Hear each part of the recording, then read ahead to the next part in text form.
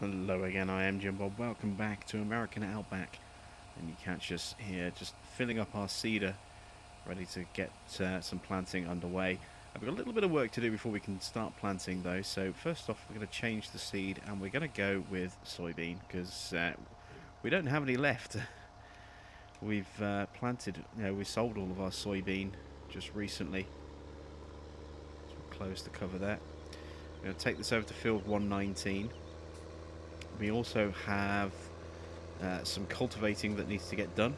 All of those grass fields, or I say both of those grass fields, are now ready to be cultivated so that we can then start planting on them. And we have two fields to harvest as well. We have a corn harvest and a canola harvest that need to be done.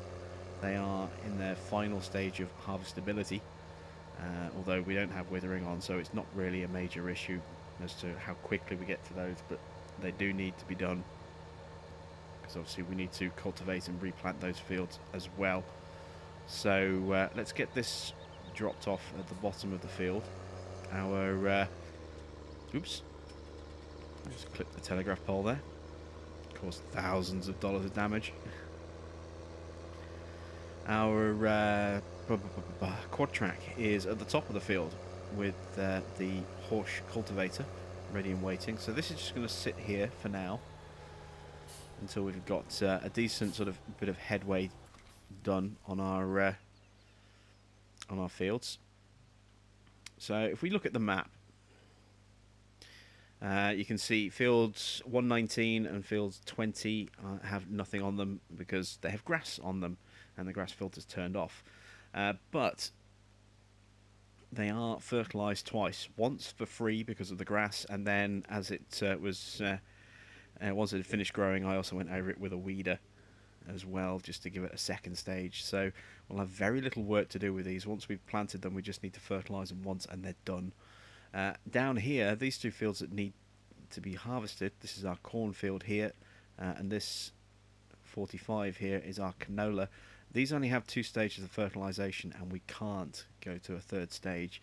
We spent so long working with the grass, I completely forgot all about these two fields, and then realised at the last moment that we hadn't got any fertiliser on them at all. So when then they're in the second stage of harvestability, I went around and sprayed them and got them to stage 1, and then when they got into their final stage, I sprayed them again to give them stage 2, but we can't fertilise them any further. So we're losing 30% of our potential yield off both of those fields, which is going to hurt us. But there's not a lot we can do about that. It was just me being a little bit careless, not paying attention, and that's why we are going to lose quite a bit of potential crop. So let's jump in the quad track. You can see it's all lined up here. Let's get that underway. Start ripping up that grass. It's served its purpose. It's ploughed our field for us. It's also given us some free fertiliser, and it's also fed our BGA bunker as well. That's around about 65% or so fertilised or fermented right now, so we can't shovel any of that silage just yet, but it is 2/3 of the way there. So that's probably going to be next episode, is dealing with our silage. What else have we got? Oh yes, I bought a new toy. We have the 850 hook from BSM, the Legend 850. So we now have a hook lift truck on our farm. And this is it. This is the beautiful mod. You'll notice here the license says USA 556. If you remember, the 950 Legend with the sleeper cab is USA 555. So a little variance in the license plate there, which is nice to see. It's not the same plate. Around the back, really, really nice and straightforward. We've got the beacon here, slap bang in the middle at the bottom. And this is our hook. And the hook is actually an attachment using the same sort of leg prop system as the Terra variant accessories, so that we can actually attach it and detach it whenever we want to. Which means that this can now also serve as a towing truck. You can see here, this is where the attacher is fitted. We can use this to quite simply run as a grain transport truck. So, because of that, we are actually going to sell our Barrelcore. There's no real need for it right now. Now that we have, the hook lift truck, we can afford to get rid of this. So we'll leave the trucks there, the trailers there, and we'll take this over to the store and sell it. We should get around about 150,000 as a trade-in on this, I think. Maybe a little more, maybe a little less, but somewhere in the region of 150, I think, is what we'll get. We've only got an hour on the truck, so it's going to give us quite a lot of its original value back. And I wasn't going to buy the Legend 950 for this farm because we have it on Mustang Valley, but then the hook lift came out. It came out last night, so I figured, why the hell not? Let's put the hook lift onto this particular farm. I think I've missed my turn, haven't I? I have. So we'll have to drive around the sheep pen. I'm not entirely sure what kind of hook lift attachments we're going to go with just yet. That's still to be kind of determined. So we're going to leave the hook at the store for now, and we're just going to take the truck down as is and use it to pull our grain carts. But we will have a serious ponder about what we're going to get in terms of trailer attachments for it. I may just go for the standard sort of grain containers. They're 45,000 litres, cost I think $42,000 each. There are Bergman ones which are slightly bigger and slightly more expensive, 48,000 litres and $45,000 cost. Both of those will hold pretty much everything, but I'm not entirely sure which of the two we're going to go for yet. And we've also got the option of you know going with a manure spreader or a slurry spreader. We've got all sorts of options. There we go, 149,000. That's pretty much what I was expecting. So we'll sell that. There we go. Got a nice big injection of cash. And now let's jump into our 850 Legend and go and hook back up to our trailers.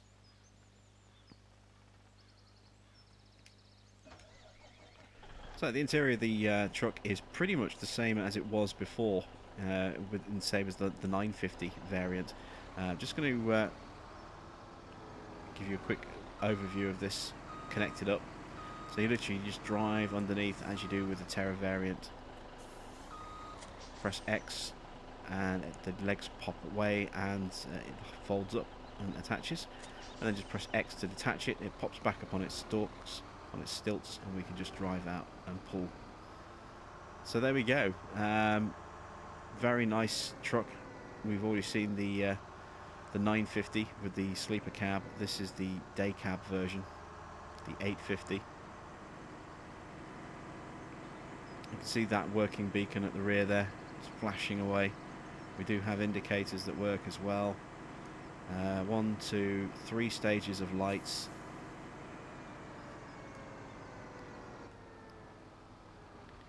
And as I say, that 950 interior is duplicated on this truck as well.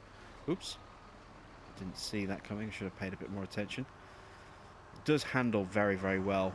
It turns really nicely despite it being so long. I mean, look how long this thing is. It's a huge wheelbase.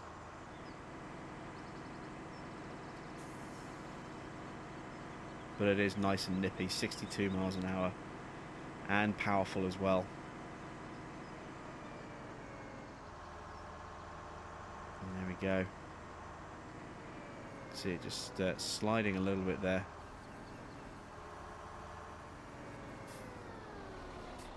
And it does have the same lifting rear axle that the 950 has as well. So there we go. We are hooked up and we are ready to haul some grain. First, we need to get the combine started. So we'll get that underway. Let's just get this back underway as well. So 1, 2, 3, 4, 5 and a bit. There we go. That's the halfway point of the trough. Let's put the beacon on, get that started. What else do we need to check on? The cultivator is going, but it's a little too early to send our seeder off just yet. He'll easily catch up. This has a 10 meter working width. Our cultivator has our seeder has an 18.2 meter working width, so very wide. It will easily catch up to the. Plus, it'll to easily run up to the back of this thing and cause some log jam issues. So we'll hang on a little bit longer before we get this thing underway. Right, so basically we're just going to do our corn harvest here. When that's done, we're going to move over and do our canola harvest, and then we'll get everything seeded, and that will be our plan for today. So we need to speed time up a little bit.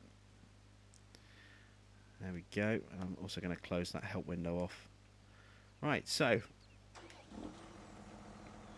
I will catch up with you in just a moment.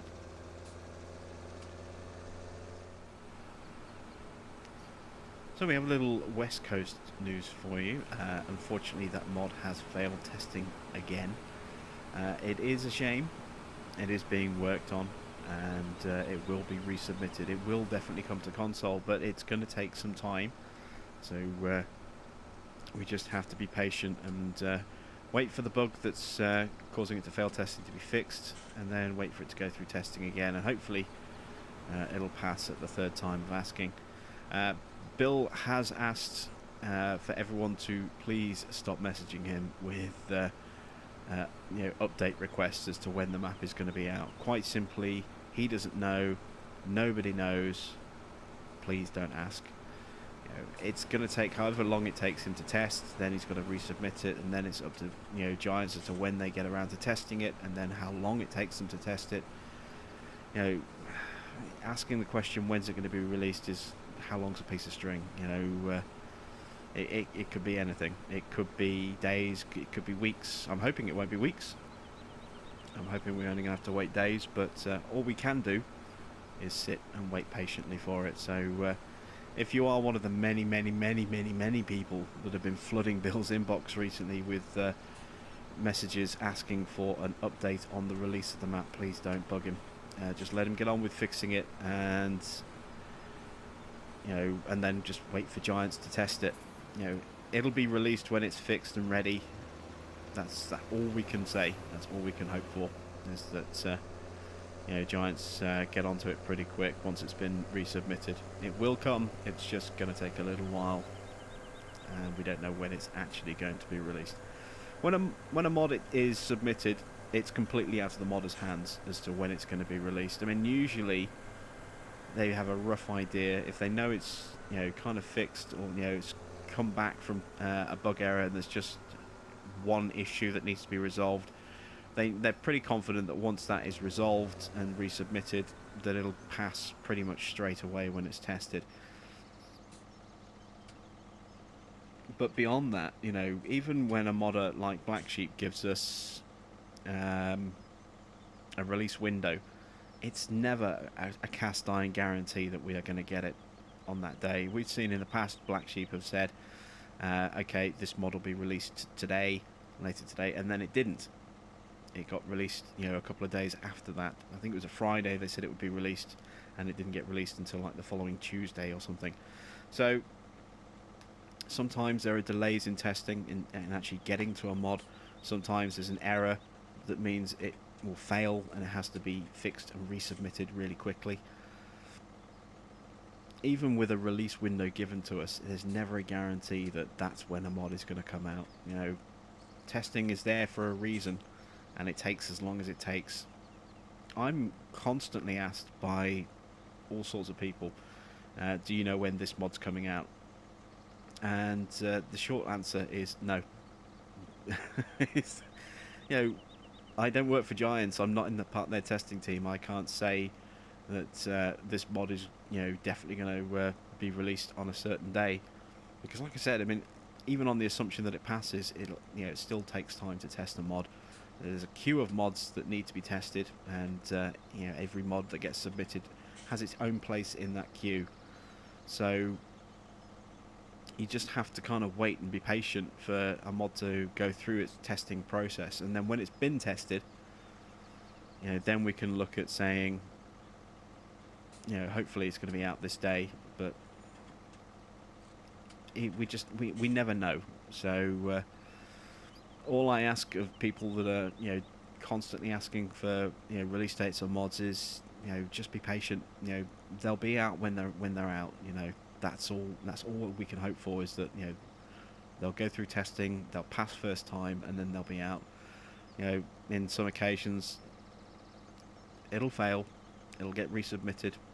It might fail again and then get resubmitted.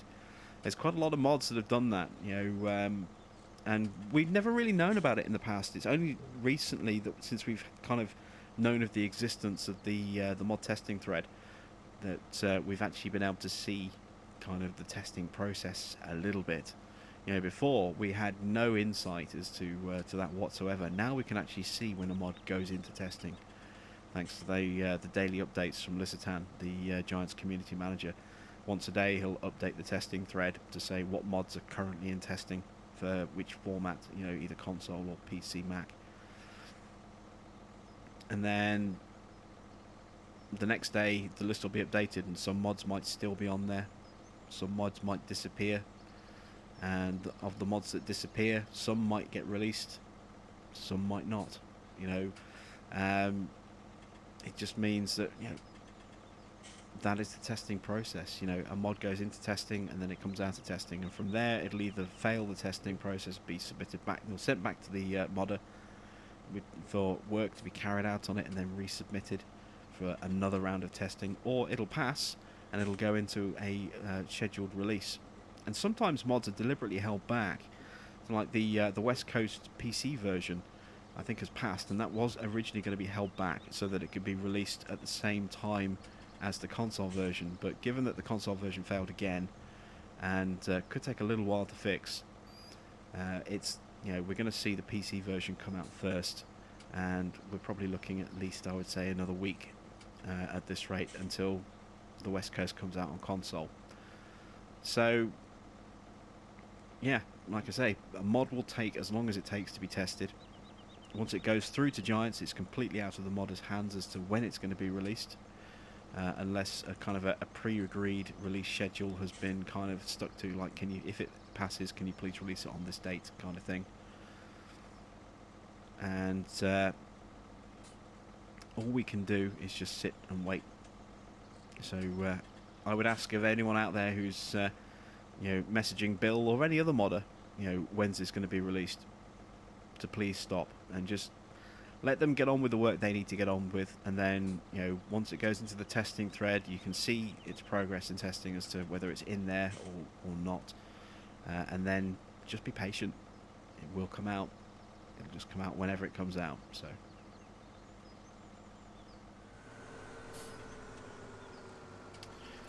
because this field is almost done, there just doesn't seem to be any real point to unloading into a trailer, to have to drag, you know, both of our trailers back just for, you know, less than a full trailer's worth of corn. So we're going to empty the auger here like this, and then we'll go back and get the last little bit of grain, and we'll just move our truck straight over to our canola field, ready to receive all of that canola.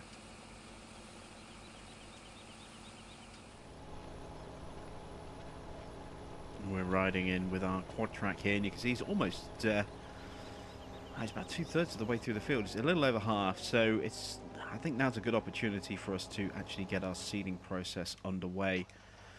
So let's unfold the seeder, get into position,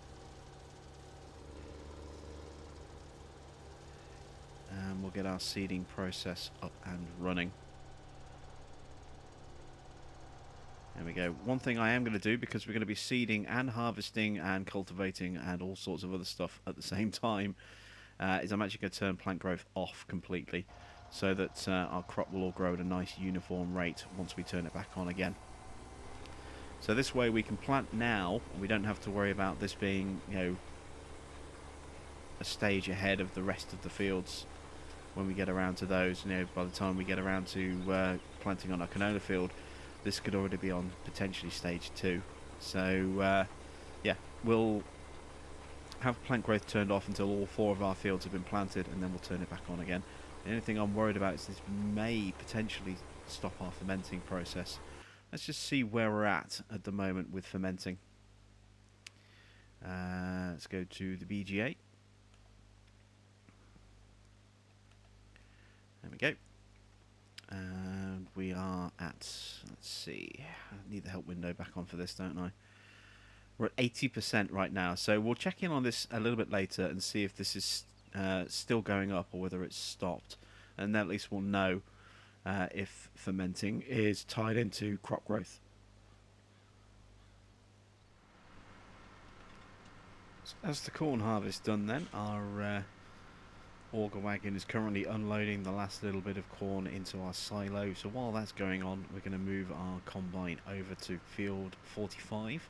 The header is already there, ready and waiting for us. So we'll drop this one off on the side of the field, and then we can take them both back in one go once we've finished on this field. So we're just going to cut through the hedge. Just here, make sure there's no traffic coming.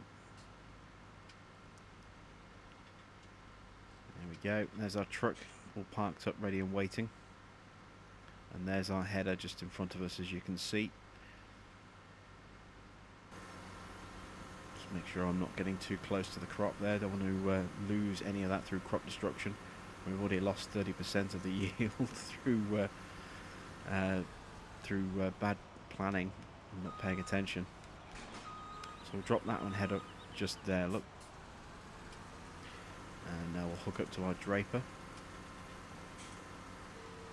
Unfold the combine again.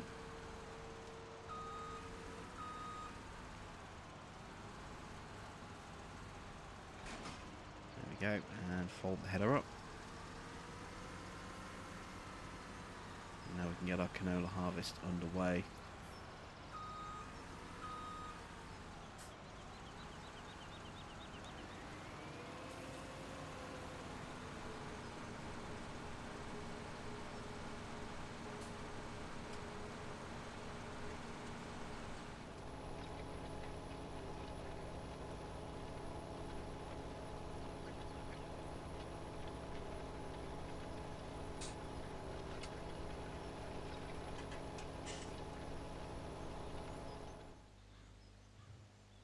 Just checking back in here at the BGA, and you can see we're up to 90% on our bunker now, so turning off crop growth has not affected fermenting silage. I didn't think it would, but it's good to at least have confirmation of that.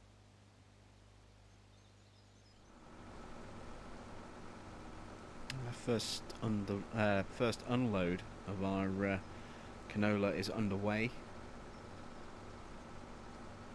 I have plenty more of those to do, as you can see. We're on our 4th pass on the field. Still got a long way to go until this one is done.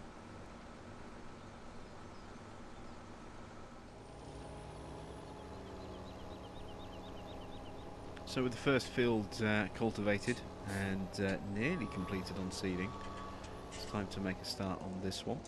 So drop the tiger down. And off it goes.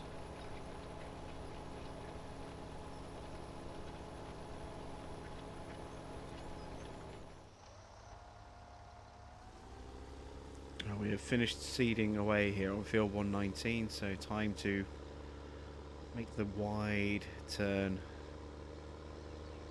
and drag this down. Oh, our bunker has just done fermenting. Fantastic. So yeah, that's going to be our next thing to attack, is going to be the bunker itself. I'm trying to decide whether or not to just do it with a shovel and just keep shoveling and shoveling as and when we need to, or whether to do the conveyor system that I did on Big Bud Farm. And if I do that, I'm going to have to pay a lot of attention to it to make sure it all goes through as a single tip. I think I'm just going to go with a front loader. Or a wheel loader, and just shovel it bit by bit. So let's make sure we get our turn off. Is it this one? No, it's the next one. Should probably have the beacons on, really.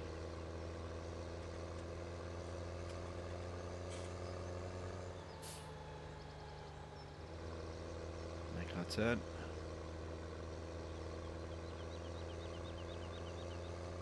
Once again, we're going to have to just wait for the cultivator to run a bit further before we can actually start seeding. otherwise we'll catch up to it way too quickly. But we may as well get ourselves sort of positioned and ready. So let's lower and unfold our seeder here. Take a position on the edge of the field.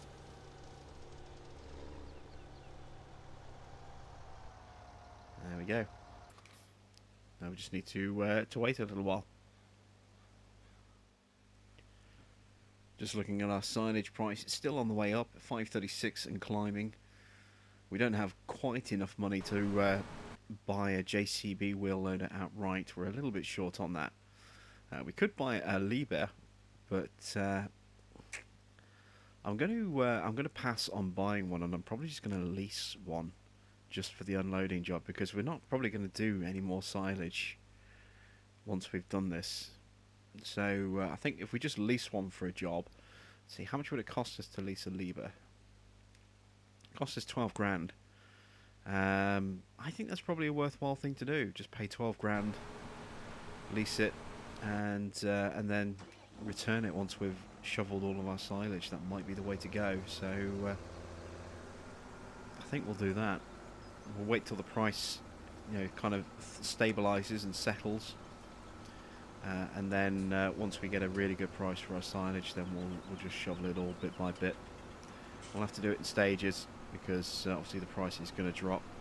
Although we could have a conveyor. Oops, a little bit too close.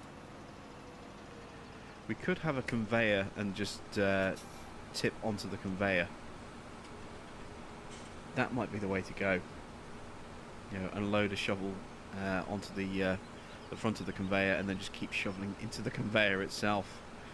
And that way we'll only need a single pickup belt and a single unload belt.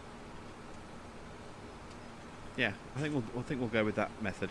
So we'll shovel a pile right in front of the hopper and just pick it straight up off the ground into the container that way. That'll work out quite nicely, and we should be able to keep a nice continuous stream of silage feeding our conveyor belt that way.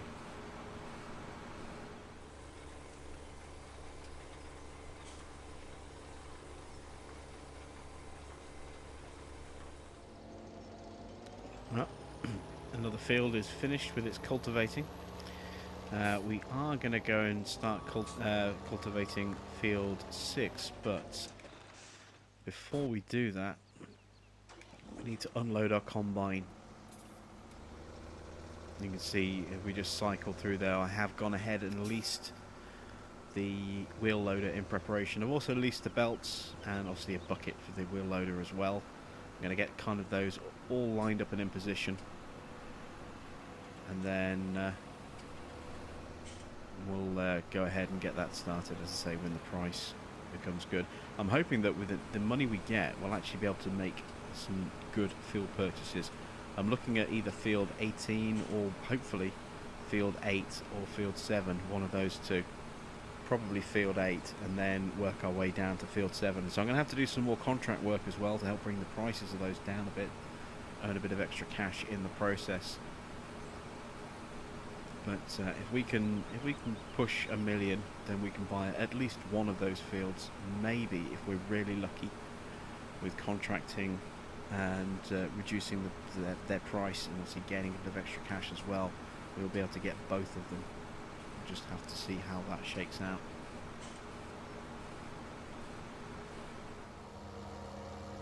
So time to put our Tiger to work on this field now.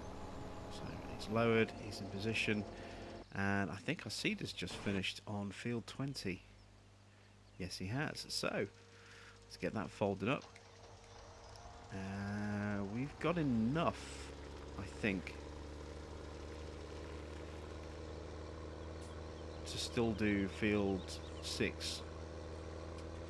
We are getting low on fuel, so we'll take this back, we'll top up on fuel and we'll top up on seed, and hopefully that delay in doing that will give us a little bit of a stagger on field 6 so we can get started planting a lot quicker.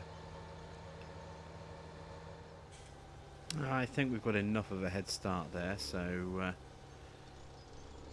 we'll get our seeder lined up.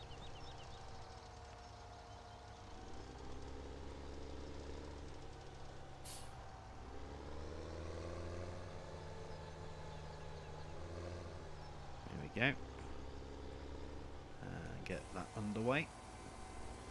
Fully topped up with both seed and fuel. So another field being processed. We just got the one left after this, which is the one that's currently being worked on. Over here, as you can see, we've made a big chunk of progress on this field. Not a lot of it left to do now. We're about 2/3 of the way through. While we're waiting for this to go through, let's take a look at the prices of fields 8 and 7. So let's see, 624,000, but we can probably drop that down to about 550 if we complete the contracting on that one. I would imagine this field will be pretty similarly priced. 685 on that one. So yeah, plenty of contracting work left to be done on both fields. We can get those prices down, and then, as I say, hopefully the money that we get from our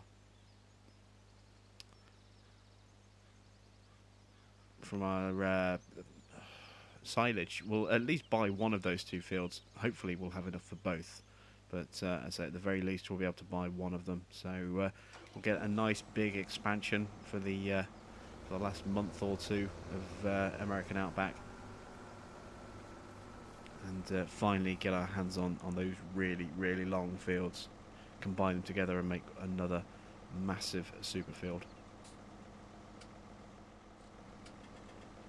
Yeah, looks like we're getting a little change in the weather here. It's just getting a little bit cloudy. It shouldn't rain, and even if it were going to rain, I think we've got enough time left to actually get this field done anyway. So as you can see, it's just showing us cloud on the weather map, so we don't have to worry about being rained off on this harvest.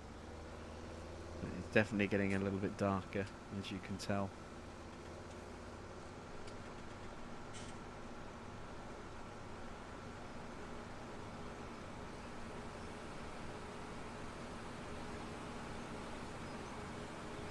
So the testing thread has been updated, and it's completely blank. And the reason is that Legende went in and pulled off a list of stuff that was actively being tested right now, and there is nothing being actively tested right now, or at least when he pulled his list. There were plenty of mods in for review, and as I understand it, since he's published that list, some mods have gone into testing. We won't know what they are unless he decides to do a second update, and he hasn't ever done that yet, so it's probably unlikely. But it means that everything that was in testing a couple of days ago for console is no longer in testing now. Obviously we've had a couple of releases yesterday. Let's see, we had the BSM truck and the placeable farmhouse go live yesterday, but all the stuff that was currently in testing on Monday, that still leaves the powerful spotlights, the wood barn, the Tatraterno ITR truck, the Biobelts RC180 rotary cutter, which I think is just an update, the West 10-ton grain trailer and the West 10-ton silage trailer, and the forage and chip silo, which has been in testing on and off forever. All of those are no longer in testing. So, have they all failed? Or are we going to get a little release a little bit later on today? It's entirely possible. We just have to see what happens. In fact, if anything is going to be released, it probably will have been released by the time you see this video. So if there are going to be any releases, I'll obviously will have announced them on my Facebook page. Fingers crossed we'll get something, but if we don't, as I said earlier, we'll just have to wait, see what else goes back into testing, and touch wood, we'll get something else in the not too distant future. Helper C is blocked by an object and Helper B is blocked by an object, and it seems that we didn't quite have enough of a head start. So let's jump out into the Optum, turn that off, just back up a little bit. He's going to rip up part of what we've just seeded, so we'll have to go in at a slight instep to where we were. That should do it. I'm just going to sit here now and wait for the for the Tiger to finish this field off, and then once that's done, we'll pick up and complete our seeding for this field as well. So now it's time to unleash our quad track and the Tiger onto our final field. It's almost completely harvested, so we don't have to worry about catching up to our combine. That's not going to be an issue, but we do need to obviously give enough of a head start on this before we start seeding it to make sure that the two don't collide into each other like they did just a moment ago. So we'll get this underway immediately, even though we haven't finished combining this field yet, and then we'll just have to sit on the seeder until this is at least, I think, halfway through the field. So there we go, cultivating is underway, and let's see, where is our combine? There he is, and he's going to be ready for an empty any moment, so we'll go tag him. We've actually done quite a lot of work in not too long a length of time, so it's been a good run so far today. Let's so get this combine finishing off on this field as quick as we can. There's the 80% warning, and then we'll get this seeded as quick as we can, and then I think once the seeding is done, that'll probably be the end of an episode. So as we come to the end of the canola harvest, this is just the last tiny little strip that we have to do. There we go. You can see in the distance there our cultivator running up and down. We also have our seeder planting, well, set ready to plant. He's waiting at the edge of the field. We've got a lot more cultivating needs to be done before we can get him underway. But everything is starting to come in quite nicely.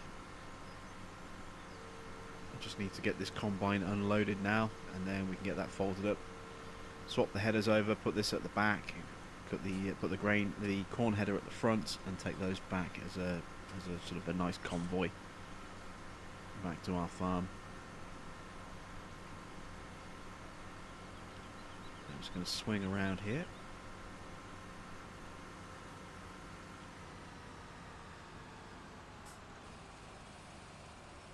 And do a nice little double unload.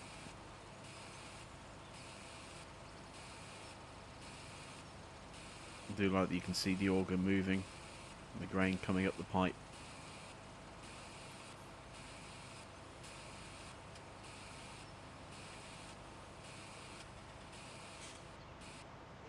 There we go. So let's fold that, unfold that, drop the header there.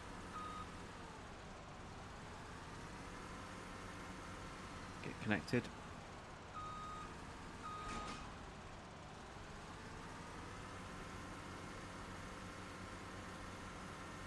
Now all we need to do is connect up to our corn header, and we can get our combine back on the farm.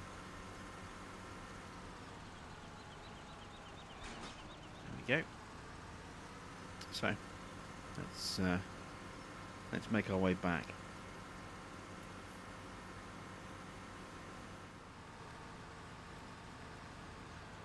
I really want to be facing the other way. Right, let's back this header up. And rather than trying to reverse it in, we'll just go around the block, come in from the other side, and drive it through that way. I think that's going to be the easiest way to store it.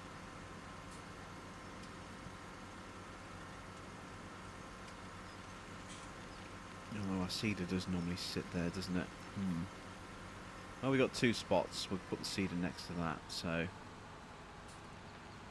make the turn.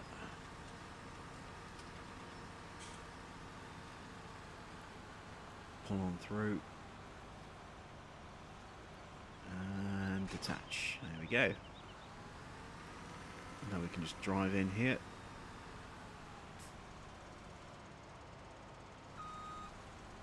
Attach that header there, back up a touch. You need to push that forward just a little bit. There go. Alright, let's check in on our cultivator. How far have we gone? A decent way, but not far enough. So a little bit more to go before we can start doing some seeding. I'll catch up with you again once we get our planter underway. Time to return our grain to the silo, ready for a future sale. Just taking a nice little side shot of the brand new truck. I am really enjoying this. It's a really nice book. It's just so long. It just looks really weird when it's pulling grain like that. Such a long wheelbase. I mean, it's kind of disguised by when it's got this sleeper cab, but like that, it just looks absolutely huge. Look at it. Almost seems like it's out of proportion. But of course, you know, it is designed to have that hook lifter attachment. And once it's done, we'll also get the log claw attachment to go with this as well. That's obviously still being worked on by Black Sheep at the moment. But we've had a decent little haul, look, 105,000 litres of canola. So we'll get this tipped into our silos, and we still have a little bit of work left to go before we can start our seeder. How far on the field are we? Nearly halfway. Yeah, let's get him started. We can always stop him again later if we need to. Where's the truck? There it is.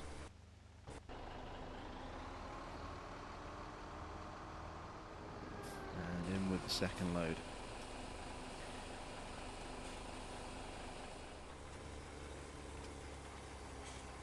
Not a lot left to go now. Just about halfway through the field in terms of seeding. As you can see, our cultivator is a little bit ahead of us. Should see him coming into shot in a moment. We might catch him up actually before he finishes the field, so we may have to stop our seeder. But we're going to wrap the episode up here, and we'll get this last little bit done off camera. And then next episode, when we come back, we will deal with all of that silage that is sort of sitting there ready to go. Let's just take a quick look at the price, actually, see what we're looking at right now. It's stabilised at 556, so that's a nice solid price. Nothing spectacular, but it's a good price. We'll make some decent money off that, so that's enough to at least buy one of those two fields.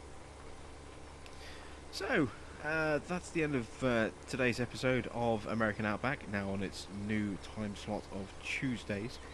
Tomorrow we will have another episode of Jimsville and Prison Architect, and then Fent Farm will be back on Friday, and Big Bud Farm on Sunday. So that's the rest of the farm sim lineup for the rest of the week. Thanks for watching. I'm Jim Bob, and I will catch you back on the channel very soon.